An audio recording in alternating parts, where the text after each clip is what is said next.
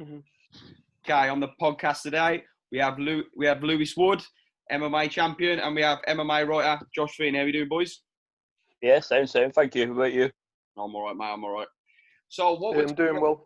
What we're talking about today is a debate that's been going on for the past 2 weeks, I'd say 2 weeks, something like that, on Twitter, on Facebook, YouTube, all the podcasts. A debate about the GOAT, the greatest of all time in UFC. We have people's opinions coming from everywhere. This all started with Conor McGregor's tweet, if I'm correct. Started with the tweet ranking himself or saying when he's done, I'm going to be the greatest. And then that just sparked tweets from different UFC champions. Khabib's tweeted, John Jones has tweeted, UFC fans have gone mad, And we're debating, we're talking about who are our picks for the greatest of all time, or at least our top 5 anyway, and who belongs in that top 5. So, Lou, you. I'll think straight away. I think just to define my pick straight away, George St. Pierre is number 1, 1,000,000,000%. Josh, what about you? Yeah, GSP. I think just how much he's accomplished.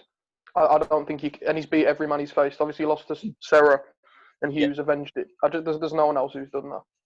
I think so too. I'll put GSP down. He was the only person I couldn't think of more than one bad thing about, and that was literally didn't finish overmatched opponents. I mean, he didn't finish hard. He was dominating 5 rounds. Who else? I mean, even guys, Shields, I guess, but Shields ain't terrible. He's a pretty good fighter, and most of his opponents had careers after him as well, which most fighters can't say the same about. Especially like Mighty Mouse's opponents, they can't really say they had a career after him. Not many of them anyway. I think so. The points I'll put down is he's top 2 most technical fighters. I think it's him and Jones, top 2 most technical. He fought everyone and he beat them all. The only thing is he didn't finish overmatched opponents. And the one thing I mean, you can call it a bad point, but I don't think it's a bad point, is he didn't fight Silva. He didn't go up and fight Silva. But Silva was also 220 odd pounds, 230 pounds out of camp. GSP was 182, I think was the latest I saw him. So that's a big difference. He'd have to go up to 185 to fight a guy who's coming down 30 pounds to fight up 185. It's unnatural. It's not right. It wasn't the age of super fights either. Not many people were moving up and down. So I think if it was in today's landscape, I think he probably would have moved up because of the pressure of it. You reckon? Yeah. I think GSP's too smart. I think he'd have lost. I genuinely think he'd have lost against Silva because of the size difference. It's smart. That's my opinion. If you look, because at the end of the day, a lot of it all comes down to money at the end of the day. And at the end of the day, he'd have got more money than they've ever got paid in any fight if he'd have fought Silva, because that'd have been huge. Because that is a genuine pick. I mean, I know people say, well, he's too big, is that and the other, but GSP was technically, everyone says technically the best ever. So it's interesting. It's a super matchup. If someone gives you $10-15 million on the table to do this, back then, obviously now Conor's earning a lot more money than that. That's huge money. The thing is, back then, a super fight wouldn't have been. I don't think you'd have got $10 million for it. No, you wouldn't. No. Be lucky if you get $10 million now. McGregor's the only one making that sort of money, I think. Khabib's earning money as well now. I know 100% GSP made $4 million for his. Well, this is what I've been told by pretty good people. $4 million for his Diaz fight, for the Nick Diaz fight. £4 million. If that was sponsors or no sponsor, I'm not sure, but I know he got paid a purse of $4 million. Yeah, and that was a classed as a super fight back then, even though it wasn't really, because Diaz was coming off losing to Condit, and I think he beat Penn after. You know what I mean? So yeah, I think GSP. So you're both agreeing that you're both saying that GSP's you're both agreeing that GSP's number 1. You're number 1. Yeah. So 1,000,000%. So who's your number 2? So that's where it's clouded. Without drugs, John Jones. With drugs, Mighty Mouse. Because Mighty Mouse has got nothing tainted on his record.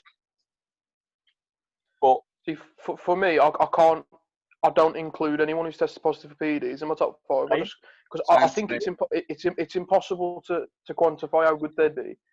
if they'd never done that. Like, imagine if GSP had took steroids his entire life, came back tested positive against Bisping. Yeah. You know, I mean, you couldn't. It'd be impossible to see. I personally think I don't think John Jones could move up to heavyweight and beat DC without any performance enhancers. I just don't think he could. Yeah, he would struggle. Size difference, wouldn't there? Massive. He gets hit. He's very hittable. John Jones is, and that's why I think he dodged a bullet with Rumble. In all fairness, I think Rumble wouldn't have beat him. I don't think Rumble would have beat him, but I think Rumble would have hit him, and I think it might have put him down, like he did with Cormier.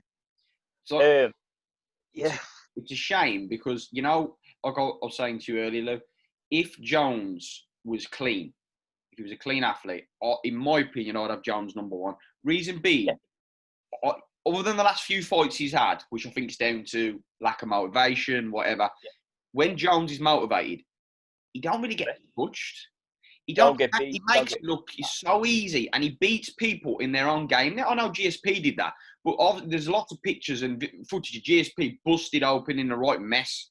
Jones is always without a mark. He's always like he makes it so easy, and it's freakish. I mean, his natural fighting IQ and ability has got nothing to do with steroids. Nothing to do with it. That's his natural IQ. Right.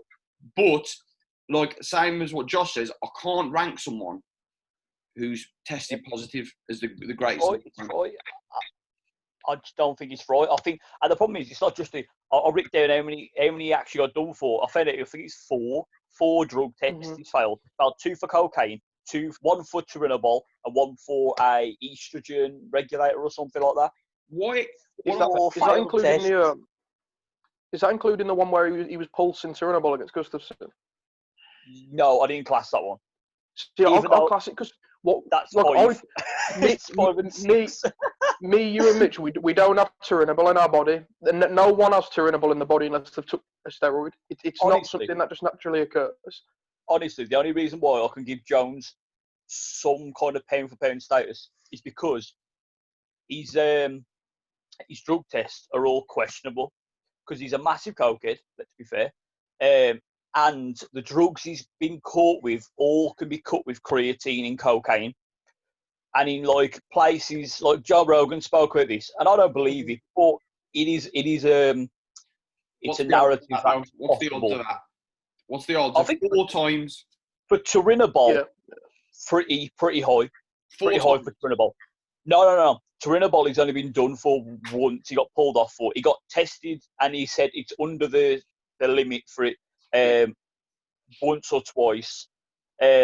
Cocaine has been done for twice, and he got done for apparently an estrogen modulator. I think it was. I can't remember the exact drug. Well, I bet you that estrogen modulator was because when you take testosterone, when you take gear, when you take steroids, your estrogen goes up with it, and then when you come off the gear, your testosterone remains high, so they need to. Yeah, it's right. He don't ever look like anyone who looks like steadied up. You know what I mean? He don't look like Yoel Romero. He did at one point when he started powerlifting. He did. Yes. You know what I think he does? I think when he's out of camp, like he ain't fighting now, and he ain't fighting. I don't know when he's going to fight again. You know what I think he does? I think he takes it all year round. I think it's just what he does. He does it to train. I train. See, but USADA always knocking on his door. He's one of the most highly tested athletes as well. So. But he tests positive. That's the thing. Like, I don't think it's a coincidence. Like people can say, "Oh, it could all just be a coincidence." This hasn't happened to anyone else this many times. Brock Lesnar, zero. It's right though, isn't it? Michael Bisping said he goes, I was the most careless athlete, and he goes, I never tested positive once. Right? It's not hard to not test positive. Eventually, because you know, I'll take steroids 3 or 4 times in a row, and I don't. Well, right, and I don't. And I don't get caught. Yeah, I don't get caught. You know what? It's a natural instinct to think, I'm going to get away with it. I know what I'm doing now. I can avoid it. Then the one time they bring out a new advanced test, that's what gets them, because I'm constantly evolving the test and the protocols and how sensitive the tests are. Boom, test fail. Okay. Look at Dillashaw. You're telling me Dillashaw only done it for that camp? No chance. Dillashaw was you know why Dillashaw got caught? Because they were testing EPO randomly. They wasn't tested all the time. That's why they got caught for it. How often was he doing it? Exactly. Well, he could have been doing it for the Garbrandt, but I mean, Garbrandt stupidly said, "You taught us how to use drugs." I'm like, why would you say that, Garbrandt? But it's a point. So, right, yeah. So you've gone I'm going. one. I'm So going you got Jones, disgrace. Yeah. Who have you gone for, Josh? I'd say Demetrius Johnson. I said Mighty Mouse. Mighty Mouse or Jones with drugs. The first person that come out of your mouth was Jones, so we're sticking with Jones. With drugs. If we're taking away the test, it's Jones. If we're not taking away the test, it's Mighty Mouse. Why? Go on. So why is Johnson then? Because that streak, I was, just before we started this, I was looking at his record. Me too. Yeah. Why is he not number one? Is it because of his weight? Because that tends to happen in a lot of sports, The light weights don't get the credit. I've got two reasons why I think he's not number one. Yeah, lower risk at flyweight. That is a true fact. Lower risk at flyweight. The only one I think he's fought that's a serious knockout puncher was what's his name, Dodson, who was like a scary puncher. Yeah. But also, one thing that one massive thing that sells it for me is most of his opponents dropped off after they lost. Most of them. There's only one I can think of who's doing well. That's Horiguchi. And he's doing all right in Rising, which is a known drug sport. You know what I mean? It's a bit weird, isn't it?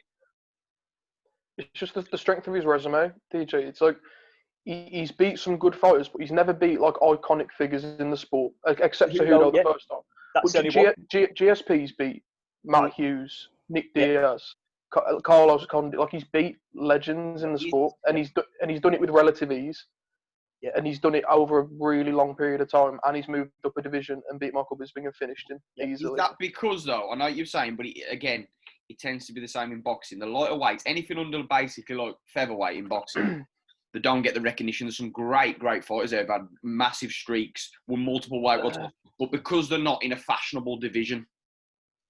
I think that's fair to say, but also, in all fairness to Mighty Mouse, if he was in John Jones's weight with the skill set of John Jones, or fighting guys like John Jones, he would be murdered. In all fairness to him, he's a great fighter, but he can't move up. Cruz dismantled him. No, yeah. You know what I mean? And you can go, oh yeah, but Cruz is massive. But technically, he wasn't much bigger. Johnson's still 150, 155. He's still pretty decent sized flyweight. And then he's fighting Cruz, who's probably cutting from about I've heard Cruz say 155, 160. I've heard that. So there's not much difference between them in all fairness. Fair enough. So your top three is Lou is GSP, John Jones. Tied Mighty Mouse. I've got tied Jones and Mighty Mouse at 2. Josh, who's your third? So you've gone GSP, Mighty Mouse, Demetrius Johnson, and who's your third? Well, I haven't wrote a list because I've done this like on 10 minutes notice, but off the top of my head, if we're talking about who making us sound very unprofessional there, Josh. No, I'd say at the best, I'd probably put Aldo. You know, as much as no one else. Aldo. As much as no one else ever agrees with that, Aldo at his best, that streak he went on. You're right. The skill of his striking, and he's got the best takedown defense I've ever seen to this day. I'm best takedown with Aldo, actually. I'd put Aldo at number 3. Actually, I might be with you on that, actually. Aldo. No. You can't commit to anything. I'm changing my list. No, that's a solid point. I mean, only thing with Aldo, again, you know what? I can't say that because it's not fair. I was going to say he could be a drug cheat, but he never got proven, so that's unfair to say in all fairness. So, yeah, I could agree with Aldo. Aldo's a very good pick, actually. The only problem with Aldo, which is such a shame, he's always overshadowed by McGregor. Always. Mm-hmm. Yeah, but McGregor stopped him in 13 seconds. Yeah, but he also beat Frankie Edgar twice. He beat everyone. He beat Kenny Florian. He beat Hominick. He beat all these guys. Before he need Cub Swanson in the face, like he destroyed his face. It was madness. You know what I think might have done him, really? It wasn't so much the loss to McGregor, it was how he lost. That's it, yeah, that's what it is. He was such a dominant champion for so many years, and that was a super fight. That was a super fight. It was huge. The build-up was huge. World tour. Yeah, massive. And then it was sort of like, and then I picked Aldo going in. Into the fight. Me too. Yeah. And then all of a sudden you're watching it, and and it was like 13 seconds, wasn't it? 13 seconds it lasted. Boom, he's out. That's what done it. So then McGregor sold that as a look. He was this dominant, and look what I've just done. I've just dealt with him in 13 seconds. That's what's tarnished it. And then another thing I think what hurt him a little bit, similar to what Roy Jones Jr. You know, when Roy Jones Jr. was in his prime, he was absolutely superb. Huge streak, beating everybody, went all the way up to heavyweight, dominant. Stayed on way too long and got beat by fighters he should have never have lost to in his prime. I agree, but also in all fairness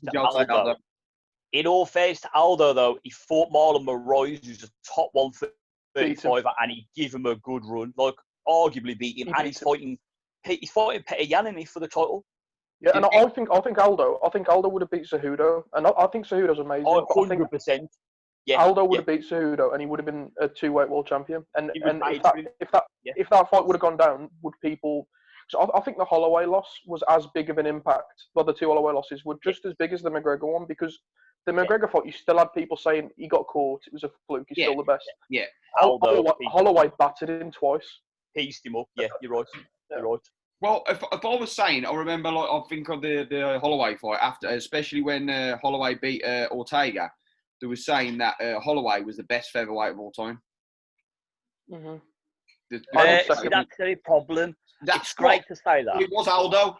Then and then they keep. Like I was saying to you earlier, Lou. The UFC seem to swap goats and best in the division ever like that. Keep swapping. The one thing about Aldo, though, in all fairness to him, his best work. Well, the UFC probably don't push him as much. His best work was in WEC. He weren't in UFC. That's probably another reason now. The double flying knee. So it's an interesting one. Cub Swanson, when he was coming up, he was the guy who was going to challenge Aldo, right? Yeah. And Aldo did exactly what he did to Cub Swanson, what McGregor did to Aldo. He killed him. He destroyed him in, I think, 8 seconds. It might have been faster than that. He ran across the ring. I think it was 5. Yeah, he ran across the ring, double flying kneed him, out cold, done, fight over. And no one ever questioned that he should ever fight Aldo again. No one said, oh, Cub Swanson, that'd be a good fight. Everyone went, oh, yeah, but they fought the first time. He got knocked out, got flatlined. Just pointless. So you've gone, Lou, you've swapped again. I'll swap now. I'm writing my list as we talk. I'll give you my full list again. But yeah, both, more or less, you've gone GSP 1, Demetrius Johnson 2, or Jones, Lewis. Yeah. I've changed it now. I've got Aldo 3 now. Aldo 3. Josh, I'll go to you first. Who's your 4th? That's a tough one because there's so many that can be in the top 5. I'd say it's a tie between Fedor, because I think Fedor in his prime. Okay. Fedor or Daniel. I have DC in my top 5, and everyone disagrees with that. But it's between Fedor and DC. I'm gonna go Fedor. Yeah, I'd go Fedor if I had to. You know what? I'm cutting all these drug cheats out of my list, man. I'm taking them all off now. No. You can't do that. Jones, get off me list. It's laminated. Go leave it. Silva, get off me list. I'm not having you. I like Fedor. I agree with Fedor. Fedor's a good one. Again, Fedor beat the who's who of heavyweights, in all fairness. And people can go, yeah, but Verdun beat him and Kane. I'm like, yeah, but Verdun also beat an old Fedor. He also beat... So, Fedor was out his prime. How long ago was the Verdun fight, Josh? I think 7, 8 years ago. Was it 2012, 2011?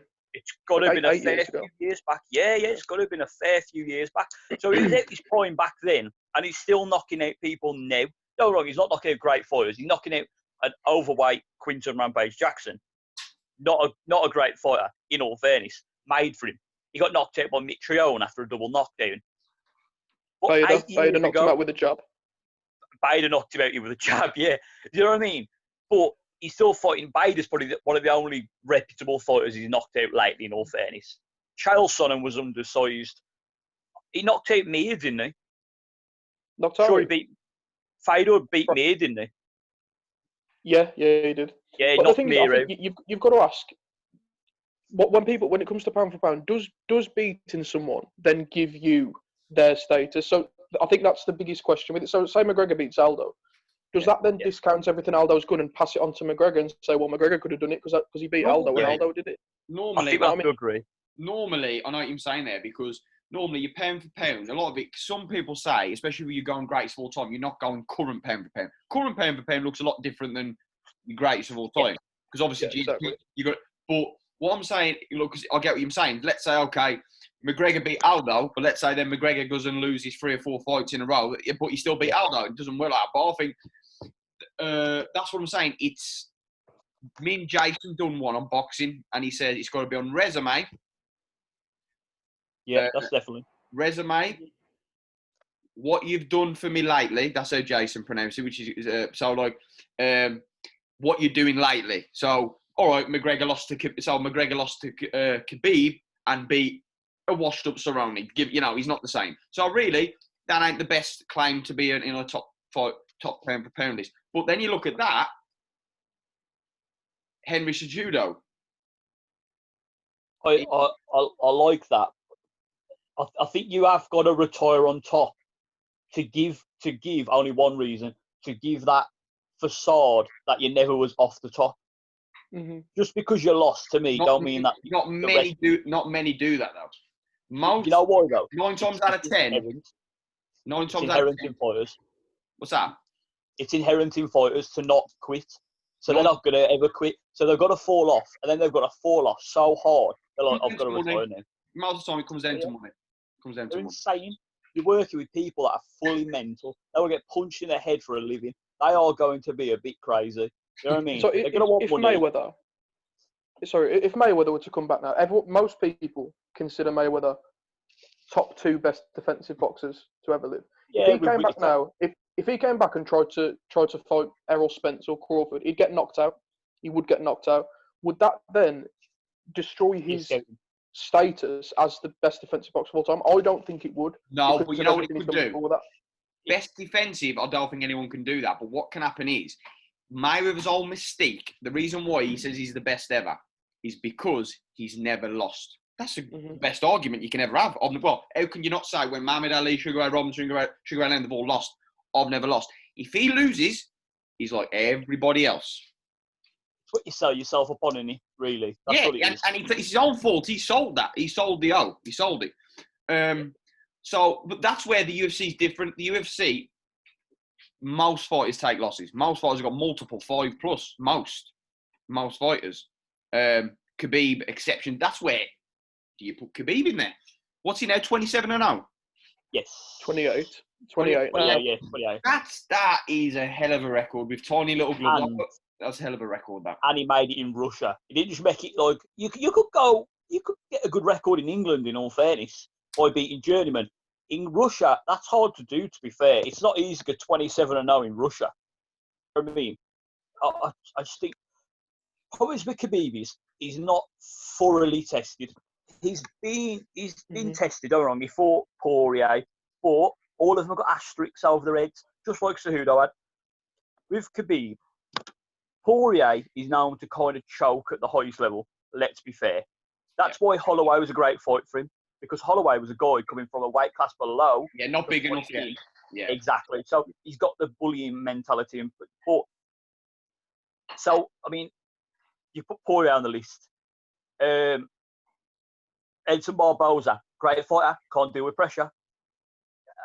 You know what I mean? Yeah, with every fight he's had a clear path to victory. So that, like, he's name one amazing striker who's got a massive striking advantage over him that he's fought who also has really, really good takedown defense. There isn't really many. Yeah, there are. Don't wrong. I've heard Edson Barboza's an amazing defender. I'm sure he's a great defensive wrestler. He folds under pressure, so it's like all that goes out the window when you pressure him. Exactly. I just think the person to beat Khabib would be someone who's sort of like a Hendricks, who will hit you like a brick wall, and then if you try and take him down, he'll wrestle back with you. Yeah, I think that's why I think Gaethje. I think Gaethje beats him. I honestly do. I'd say 60-40. I'm favouring Gaethje. I would give you that. I'd give you that as well. Let's just work it out. So you're more or less on the same. So you've got GSP. Fedor on the 4th. Yeah. Mighty Mouse number 2. Do you say Mighty Mouse number 2? Yeah. Aldo 3. 4. Fedor. 5. 5. Now, this is where you got it. Now, this is hard now because either way, after you finish this, you're going to think, should have put him in. What about him? What about him? Because there is a lot of contenders who could go on for 5. We could do 10, but 5 is more interesting. How long we got left, Mitch? What time are we on? Pass it, don't tell me till I've got 10 minutes. So we've still got 10 minutes. But that's cool. Right. Okay, so without drugs, I think people can argue, I think we've got to bring him up, Silva. Anderson Silva. To me, great fighter, great finisher, cleared the division, but he's got more minus points than any other fighter to me. Well, and I think, one, he's a drug cheat, in all fairness. Yeah, he weren't a drug cheat in his prime. But, I mean, have you seen the video, Josh, where there's actual needles and drugs in the background of his interview? No, I haven't seen that. You know what I mean? That's bad, isn't it? You showed it me. Mate, it's terrible, isn't it? You can't have that. You say this with Silva, but at the end of the day, you know when he was in his prime, when he was so dominant, there was the testing protocol, weren't there? He weren't there. So what I'm saying... And in all fairness, have you seen his coach? No. Built like a tank. Did you hear what his coach said about steroids? His coach said that he doesn't think there's a problem with fighters taking steroids. He said it makes it more fun. Yeah. It's madness. Look, you got to look at it. When he was dominant, no testing. I think was it next to none. Next to none. You had to piss in a cup there. The week of the fight, innit? The week of the fight, yeah. One the week. That ain't hard, is it? Week of the fight, and then when people start banging him out, when he starts losing, strict drug testing's in. Yeah. Like if you look at it, but in the old version of testing, Brock Lesnar never tested positive for steroids. Yeah. So if Brock Lesnar testing positive. Yeah. It's bad. I just think, I'll tell you one thing as well, that even on a technical level for Silva, he didn't turn up to all his fights. That is one of the biggest criticisms I can say to him. He never turned up against Moya. He didn't turn up against a lot of people. And he didn't turn up against guys who didn't press the action. Because he couldn't turn up. But you're still going to put him at 5? No. So, now Josh has gone for the drug thing. I'm completely on him. I am anti-drugs now. I am anti-drugs. I'm with you. I'm not about... I'm not going to say I want to pick 5, but I want to give one more point. One thing that annoys me about Anderson Silva, he talks about George St. Pierre not going up to fight him, but he didn't go and fight John Jones when he was asked to go and do it as well. So you're closer to Jones than GSP was closer to you. Jones would have ripped Silva to pieces as well if he'd have moved up. You know why I think like Silva does that? Because at the end of the day, he has got a massive ego, huge. He was so cocky, big ego. You know what I think he does now? So like now, by him saying that now, by mentioning GSP, he builds your name up a bit. You know if a fighter calls out, like Gaethje. Gaethje's profile's got bigger now, but it's nowhere near as big as Conor's. But if he mentions Conor on social media, it brings him attention. Sometimes if you mention someone's name, it gives you attention as well. I mean, that's what it is now. And I think he don't like the GSP's loved. Like, Anderson Silva now is not loved, Not like GSP's. Not like GSP's. No, you're right. People will moan and say, "Oh, no, he was class," and he was a great finisher. Yeah. Don't get me wrong. Yeah. Out of all the fighters, Jones, Mighty Mouse, Khabib, McGregor, he was the best finisher I've ever seen. Mm-hmm. He was class. The way he dismantled Chris Lieben was a joke. It was unfair. So he's the best highlight reel fighter ever, I think. Like if you look at his finishes, like his fight against Forrest Griffin, that was the maddest thing the maddest thing I've ever seen in there. It was great, amazing. But yeah, he didn't turn up, and he'll slag George St. Pierre off. But I think I figured it out too. John Jones had 4 title defences. GSP had 7 by the time Silva had just beat Stephan Bonner. Mm-hmm. Where hard class, Silva was up there just before getting knocked out to Weidman. And against Weidman, he was still in his prime, in all fairness. It weren't because, Weidman was much better than him. It's because he was arrogant. It is what it is. Who then? So you're talking... So Silva, okay, I understand. Take the drugs away on this. Silva's in the discussion for 5th. Do you put Khabib in the discussion for 5th? No. Cruz. You put Conor in for 5th? Cruz. No. Conor's not in the top 5, 100%. Do you put DC? Yeah, it's between DC and Cruz for me. Cruz, yeah. I think the only downside to DC is Stipe and Jones. Yeah, but again, you know what he says about one fight, similar to the Aldo fight. Should one fight define you? Yes. But then again, yes. Because it's in his reign. It's in his reign. But you know what it is as well? What can happen is, it's similar to like Mayweather Pacquiao, for instance. Every big fighter needs a rival, yeah? Every big fighter needs a rival. Now, And he lost to him. Yes, and that's the thing. Pacquiao will always be regarded as an all-time great. Yeah. But you lost to Floyd Mayweather. DC is an all-time great. Jones. Yes. Jones and Stipe. But I think a lot of that is his own fault as well. Because he'd be fighting someone else. And he'd always, every interview, he would bring up Jones. He would himself. He sort of like tied himself to Jones as well. He didn't need to. I'd say the one thing about DC more than anything that really makes me go, is he the best? When John Jones got done, and it was between Rumble and Cormier, I think it showed the level of the light heavyweight without John Jones there. That's my opinion. I think he got dropped twice, and he come back, he looked good and everything. But I looked at it, I went, wow, John Jones would have dismantled both of them at this point. That's the way I thought about it. I think Cruz. I think Cruz, because he came back after, it was 2 years, but I mean, if we're going to class Mizugaki, it was really 4 years off. He come back, beat Dillashaw, then beat Faber, and then he lost to Garbrandt, fair enough, but he also beat TJ Dillashaw in his prime after 4 years off. That is madness. That's mental. Yeah, I have Cruz at 6. The reason I have DC at 5, I think, he lost to Jones. The first time, because Jones hadn't tested positive yet, you've got to give it Jones. The second time, even though the image of him getting knocked out is still in everyone's head, but at the end of the day, he got knocked out by a drug cheat. So I just can't have that held against it. And the quality of his performances at light heavyweight while he was champion, and just before, and like in the meantime, no one really got anything off on him. Like Gustafsson did. That was his toughest fight, apart from Jones. He still beat Gustafsson in like a war. Destroyed Ozdemir. Destroyed Rumble the second time. Had some controversy the first time, but still beat him. Moved up to heavyweight, won another belt. I think the second Stipe fight, he was dominating it for 3 rounds, and then for some reason, when he was getting hit in the body, it's like he didn't even notice it was happening until he hurt him. He kept framing, and then for some reason, Stipe was throwing body shots with no setup because it was so easy to just throw. It's ridiculous. Because DC, when he boxes, he puts his hands out like this and hand fights and punches over the top of the hands. And against someone who's 6'4" and punches as hard as Stipe with decent body shots, that style ain't going to work. And I think in the trilogy, I think DC washes him. I think he beats him fairly easily. I think I'd agree, but every time he fights a rival, there's always a question by him. Jones, he lost the first one. Possibly legit, more than likely not. I think we talk about like people being tarnished their reputation. I think drugs tarnishes every fight you've ever had, in all honesty, because then you're a question. If you're a drug cheat, screw you. That's the way I think about it.